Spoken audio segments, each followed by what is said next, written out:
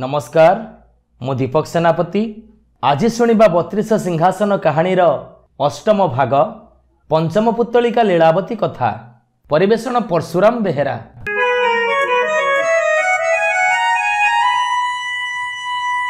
पंचम दिन सकाळे महाराज भोज स्नान तर्पण आदि शेष करी सिंहासन पाखरे पहुंची आरोहण करने को पाद बढ़ाइबा क्षणी पंचम पुतलिका लीलावती उठी पड़ी कहिला, महाराज विक्रमादित्य समान महादानी न्याय विचारक ए दुनिया रे केही नहंती। आपण कौन तांको सहित समान ही परिबे? प्रथमे मो कथा सुनंतु आउ तापरे निजको निजे तौलंतु, तापरे जाई ए सिंहासन आरोहण करिबा कथा चिंता करिवे। एहा परे पुतलिका तार कथाटी आरंभ कला। सबुदिन परि महाराज विक्रमादित्य तांको दरबार रे बसी विचार करुथांती। एई समय रे राजदरबार रे जणे ब्राह्मण आसी पहुंची कहिले, महाराज आपण जदि तुला लग्न रे निज पई गोटे महल तयारी करंती ताहा आपणक पई शुभदायक साब्यस्त हबो। सेठारे धनलक्ष्मी वास करिवे, प्रजा मानकर घरे धनवर्षा हबो, प्रजाकुल सुख शांति रे रहिबे एवं आपणक जस कीर्ति अधिक व्यापी जीव। महाराज कहिले, बेस ठीक अछि, मु मो पई नुह बरং मो प्रजाकुल को धन धान्य रे भरी दबा पई सेई महल तयारी करिबी। तापर से ब्राह्मण को विदाय देई निजर मंत्री को उपयुक्त स्थान ठीक करी सुनार महल तयारी करिबा पई निर्देश देले। परिशेष रे क्षिप्रा नदी कूल रे स्थानटी ठीक हैला आ निर्दिष्ट तुला लग्न रे महल तयारी हबा पई शुभ दियागला। विभिन्न राज्यरु दक्ष कारीगर माननकु डाकी कामरे नियुक्ति दियागला।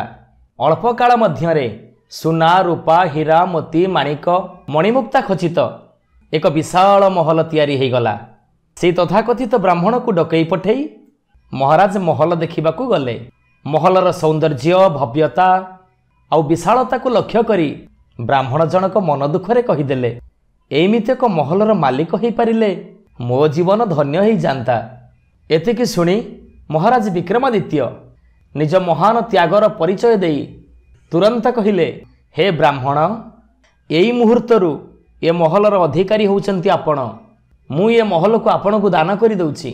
संगे संगे तंबापत्र गंगाजल तुलसी पत्र अणई ब्राह्मणक निकटरे शपथ करी ताको महल दान करि देई निर्विकार चित्तरे निज प्रासाद को फेरी आसिले विक्रमादित्य।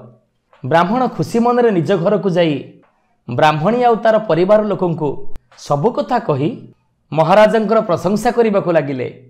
तापर आवश्यक जिनिसपत्र गोटे बलद गाड़ी रे लदी सपरिवार जाई महल रे रहिले।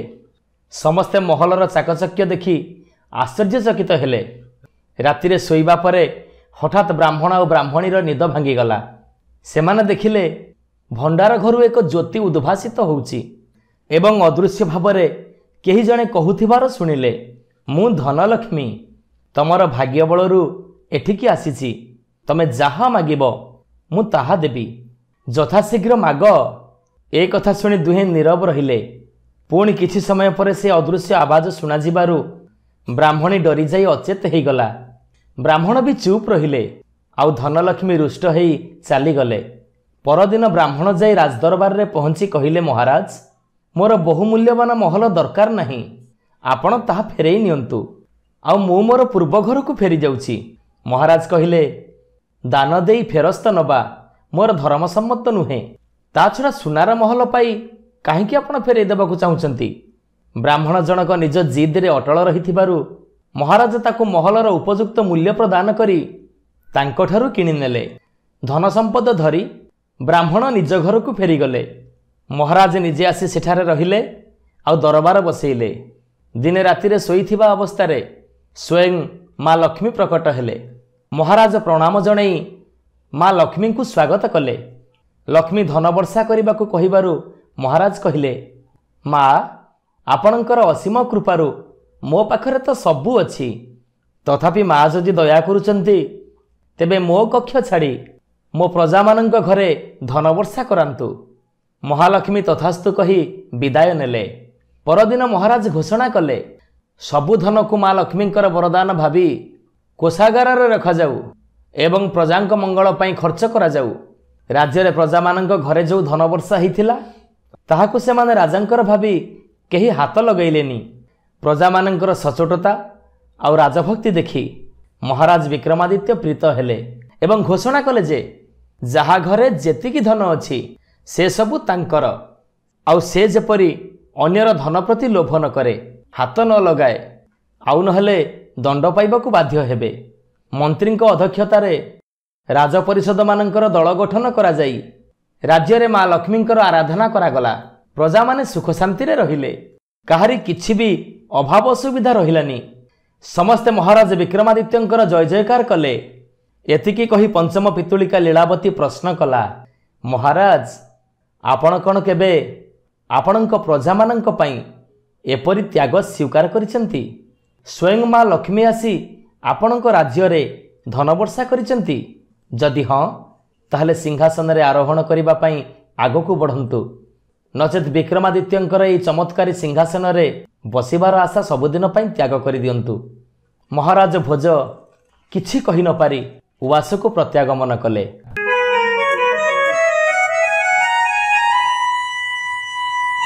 ଆଜିର 32 ସିଂହାସନ କାହାଣୀକୁ ଆମେ ଏଇଠି ରଖୁଛୁ। ପୁଣି ଏକ ନୂଆ କାହାଣୀ, ନୂଆ କଥା ନେଇ ଆପଣମାନଙ୍କ ପାଖରେ ପହଞ୍ଚିବୁ। ସେତେବେଳେ ଯାଏ ବିଦାୟ ଦିଅନ୍ତୁ। ନମସ୍କାର।